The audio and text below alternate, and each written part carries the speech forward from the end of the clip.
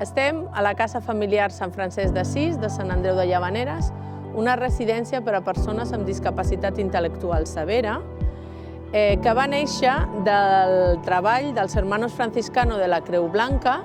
i un grup de pares que tenien tots fills amb discapacitat intel·lectual i que volien trobar un lloc on els seus fills poguessin estar i poguessin viure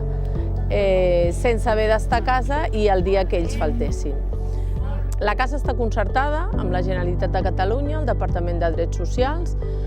i en principi és la Generalitat de Catalunya la que marca tant la prioritat dels nois que han d'entrar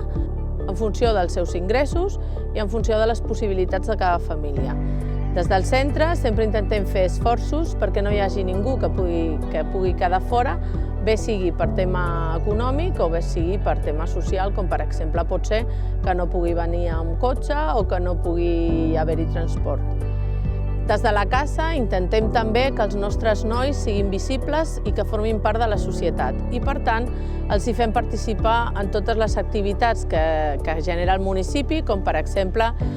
la cabalgata de Reis, la venda de roses. Nosaltres posem un lloc on venem roses que han fet els nostres usuaris i que us convidem a participar cada 23 d'abril.